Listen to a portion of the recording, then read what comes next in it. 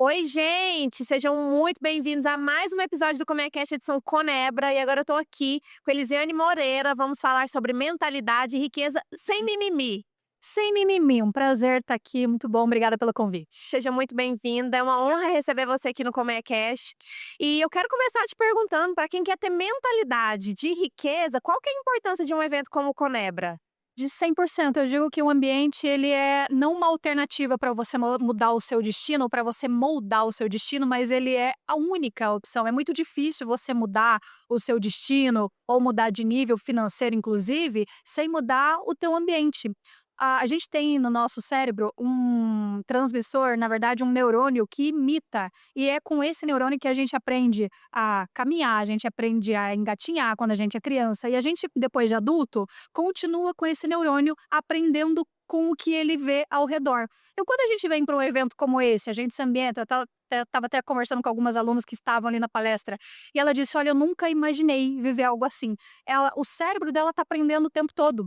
Quando a gente escolhe ficar num ambiente mais limitado, né, que é onde a gente nasceu, onde a gente cresceu, é muito difícil, o nosso cérebro vai se desafiar muito mais para aprender esse novo nível, essa nova realidade que a gente gostaria de viver e de alcançar. Eu digo que não é à toa que as princesas saem do castelo. Em toda a história, as princesas saem do castelo, a Cinderela sai, todo mundo sai. Por quê? Porque é necessário que você saia, do seu castelo e que você viva experiências novas, conheça pessoas diferentes e aprenda através delas. Então essa é a importância do Conebra, né, é o maior evento de empreendedorismo aqui de Goiânia, e que bom, que sorte de Goiânia ter um evento como esse que proporciona experiência, conhecimento, ambiência tão importante para a vida do empreendedor, que muitas vezes é até solitário, é uma vida solitária, ele tem uma visão tão grande de negócio do que ele quer e muitas vezes ao redor dele, ali no cantinho dele, ele não vai encontrar pessoas com a mesma mentalidade. E no evento como esse ele encontra alguém do lado, tá sentando, tá compartilhando uma vivência, uma experiência, isso muda tudo, é um fim de semana que vale por anos, anos de jornada. Maravilhosa. E a gente sabe que existem muitas crenças limitantes e muita resistência quando o assunto é dinheiro, riqueza, prosperidade. Qual que foi o ponto de virada para você quando você entendeu que você precisava falar sobre isso? Interessante essa pergunta. Eu trabalhei em bancos durante 16 anos. E eu era gerente de conta, de relacionamento, eu atendia as pessoas ali, e eu sentia que muitas vezes existia essa dor de não saber lidar com dinheiro, tanto para quem ganhava R$ 3.000 por mês, ou menos, quanto para a gente que ganhava 50, R$ 100.000 por mês. As pessoas viviam endividadas, cada uma em sua proporção. Então, qual era o ponto? Era quanto dinheiro aquela pessoa acessava? Não. O ponto era, a pessoa não tem educação financeira, nós estamos num país que não prioriza educação financeira no seu ensinamento mais básico, então nós aprendemos sobre mitocôndrias, mas nós não aprendemos a declarar o imposto de renda, nós não aprendemos a investir, nós não aprendemos sobre juros compostos.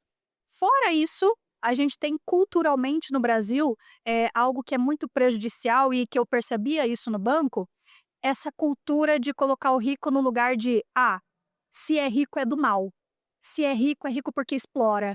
Ah, empresário explora, e aí é rico contra pobre". Infelizmente essa narrativa hoje ela é muito alimentada, porque ela favorece alguns poucos interesses, principalmente de quem pretende se manter no poder, fazendo com que as pessoas entendam que há um inimigo em comum, e que a maioria acabe sendo manipulada por essas narrativas que não se sustentam em nenhum fundamento, em nenhum lugar. Mas até em novela, se a gente reparar e voltar no tempo, a gente vai ver que o rico sempre era o vilão, sempre estava tramando alguma coisa lá no carrão dele. Então, culturalmente, isso foi, aceito pela sociedade, né. E quem que era o mocinho da novela, a mocinha da novela? Era o humildezinho, o pobre. Então, isso afastou muitas vezes as pessoas do dinheiro e da possibilidade de enriquecer e de entender o que é riqueza. Eu digo que a riqueza na sua essência é servir, né. Quer ser rico? Quer ser rico? Quer enriquecer na sua vida? Sirva bem as pessoas. Quer ficar muito rico? Então sirva muitas pessoas e sirva muito melhor, de forma que poucas pessoas possam servir do jeito que você serve. Então esse é o conceito de riqueza, quanto mais pessoas são afetadas pelo seu trabalho, mais rico você tende a ficar, a ser, mais raro você se torna.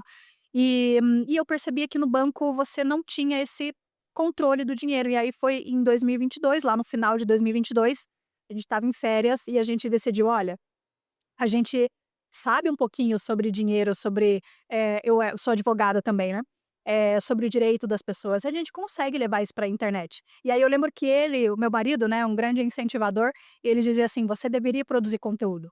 E a minha resposta para ele era: "Nossa, mas já tem tanta gente fazendo? Já tem tanta gente falando de dinheiro na internet? Quem sou eu? Quem que vai parar para me ouvir?" E aí ele estava certo, porque em um mês de produção de conteúdo, 1 milhão de pessoas começaram a me seguir. A gente não sabia o que fazer, cara. Caramba, foi muito 1 milhão de rápido. pessoas em 3 dias. Um vídeo que viralizou muito, era um vídeo sobre cartão de crédito.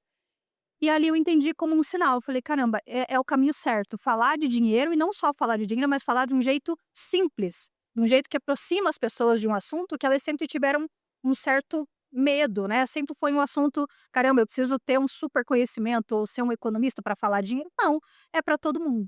Então eu acho que esse foi o principal sinal, assim, foi primeiro o incentivo do Carlos, meu marido, de acreditar que eu poderia falar com as pessoas e colocar da cara a tapa mesmo, entender. E tinham pessoas que, estavam ali se identificando com o que eu dizia, com o que eu ensinava, foi muito incrível, assim.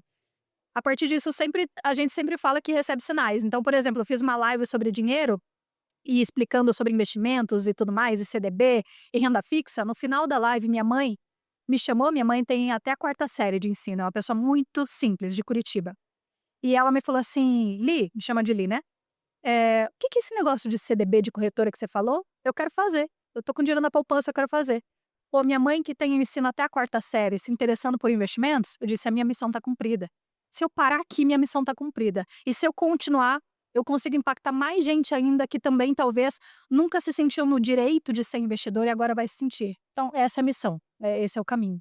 E aí eu tenho, primeiro, que te parabenizar pela sua coragem, Obrigada, né, obrigada. em dar a cara a tapa, porque que é isso, né, e quando a gente tá ali, a gente realmente tá nesse lugar. E eu gosto muito de falar de propósito. É E isso. aí quando você me fala que em um mês você bateu 1 milhão de seguidores, não tem mágica, não tem Não tem. segredo, não tem, o milagre é simplesmente você se alinhou e as pessoas, na verdade, elas estavam precisando de você, e que bom que você aceitou a sua missão. Eu fico muito feliz, obrigada, obrigada mesmo. E é interessante, assim, porque quando você me fala que a sua mãe, mesmo com pouca instrução, entendeu, quer dizer que a sua mensagem ela é clara, porque às vezes falar de investimento, falar de dinheiro é tão difícil, É, é tanta sim, resistência, né, é sim. tão complexo entrar na mente das pessoas. E eu queria entender também, assim, até aqui, né, a gente teve pessoas e o próprio Kaiser teve aqui ontem, Uhum. né, deu, as palavras dele aqui em relação à falência, o momento que ele se quebrou e vários outros falaram disso também. Mas eu queria entender a sua visão de uma pessoa que às vezes tem uma ascensão, consegue alcançar ali, né, uma certa quantia de valor, mas de repente não conseguiu fazer essa virada de chave. Administrar aquilo, né. E É. sobre a realidade de uma vida próspera, como Uhum. que você enxerga essa pessoa? É engraçado que você falou dessa fala, dessa comunicação, e assim, eu digo que eu tinha 2 motivos para falar difícil. Eu sou advogada, advogado fala muito difícil, e eu vim do mercado financeiro, e o gerente do banco fala difícil também. Mas é uma questão de você abrir mão mesmo de vaidade e levar a mensagem de forma simples para onde ela tem que ir e tem que chegar. Quando a gente fala de prosperidade, as pessoas têm uma ideia de que quanto mais dinheiro eu acessar, mais rico eu sou.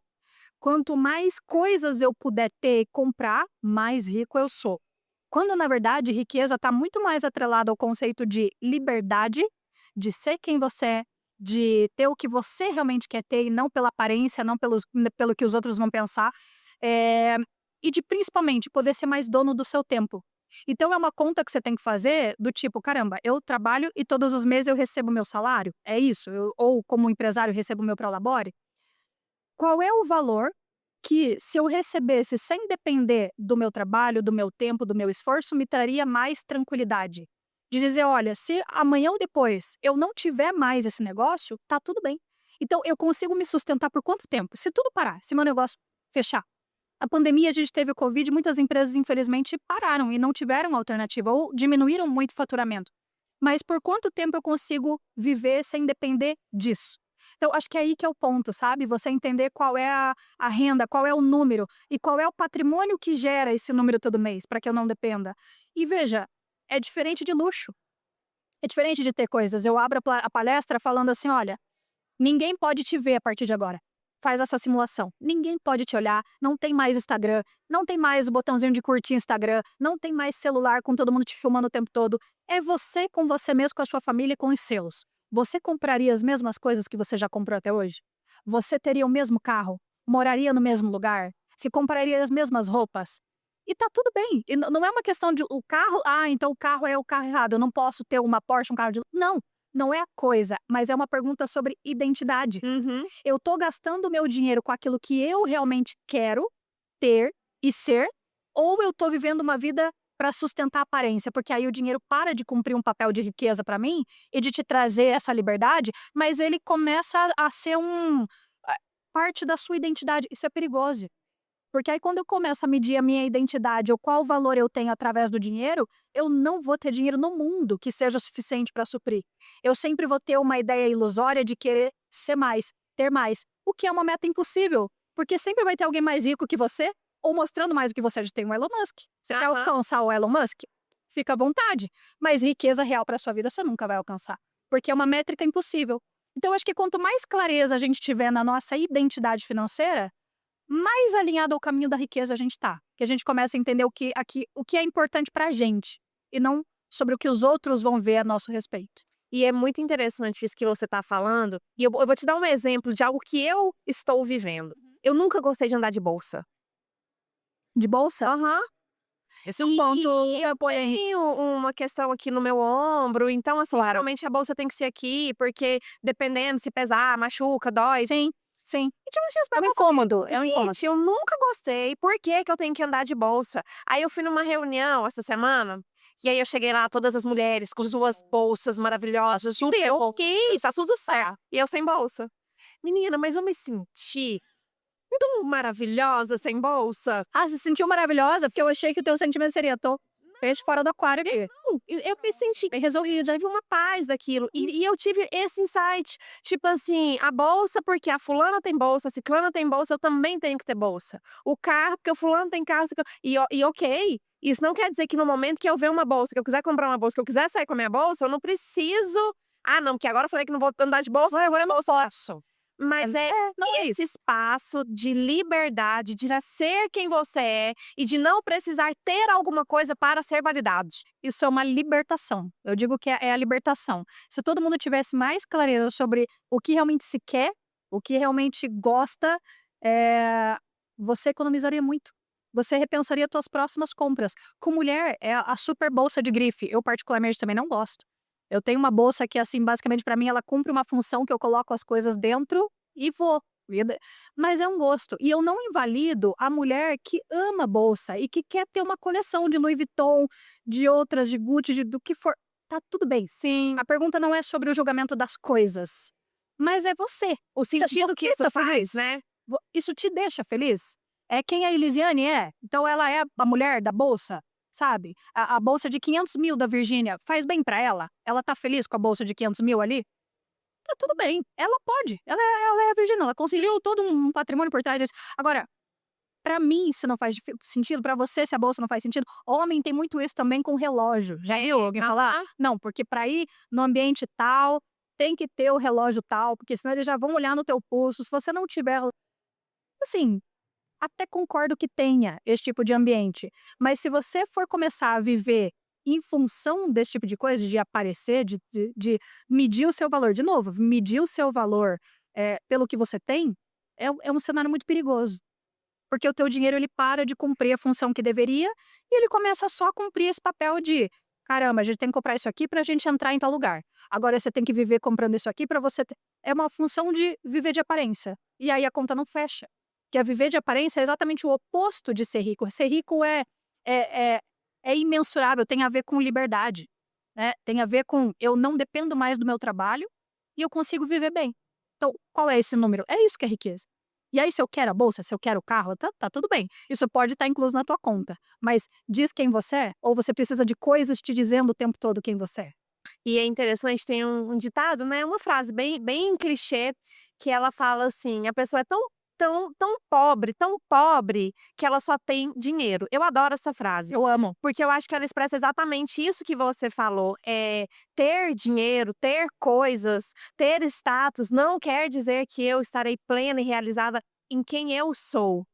Não, e te digo mais, muitas vezes se você, eh, não tem consciência sobre a construção que vem antes da conquista, não vou citar nomes aqui, mas quando muitas vezes você tem muito dinheiro, pensa na pessoa que conquistou muito dinheiro aqui no Brasil, um artista, enfim.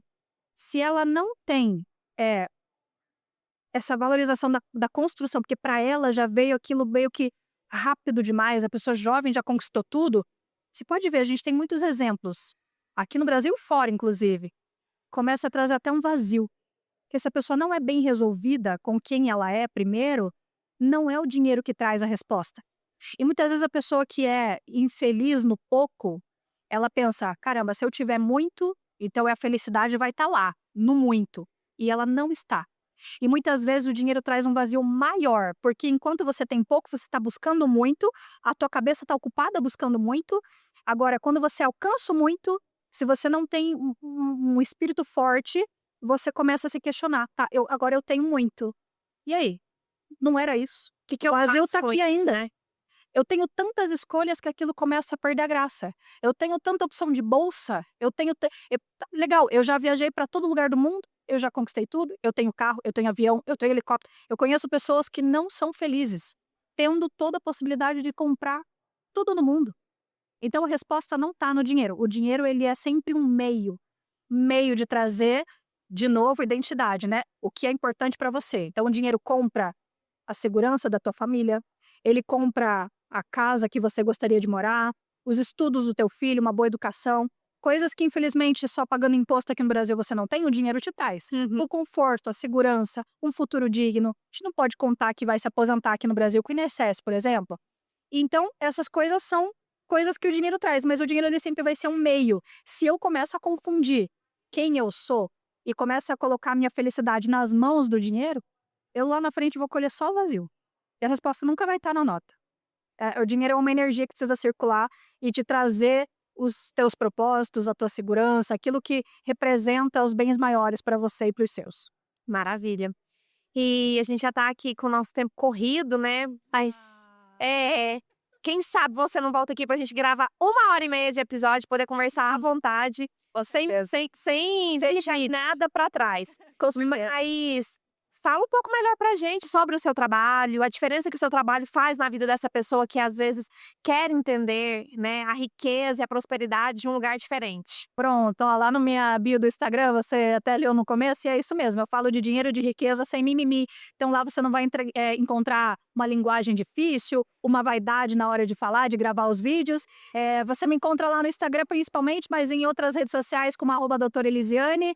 E eu espero que você consiga entender que é para você também, sabe? Acho que quando a gente fala de dinheiro e investimentos no Brasil, se as pessoas entenderem que é para ela também, é para elas, né, elas podem, elas devem pensar em construir um futuro melhor dentro do contexto, dentro do que se pode fazer, e pouco ou muito dinheiro nunca vai ser um limitador para isso, então a minha missão tá bem cumprida, tá bem executada. Maravilhosa, necessária. Obrigada. Muito obrigada. Eu desejo sucesso na sua jornada para que mais pessoas possam ter acesso à riqueza com toda essa consciência que eu acredito que o seu trabalho pode promover. Muito obrigada, obrigada à Colmeia Podcast, obrigada ao Conebra, muito obrigada a você por conduzir a conversa de uma forma tão agradável, parabéns. Eu que agradeço, muito obrigada. E para você que está assistindo a gente aí, ó, já pula pro próximo episódio que tem mais conteúdo de valor para você. Tchau!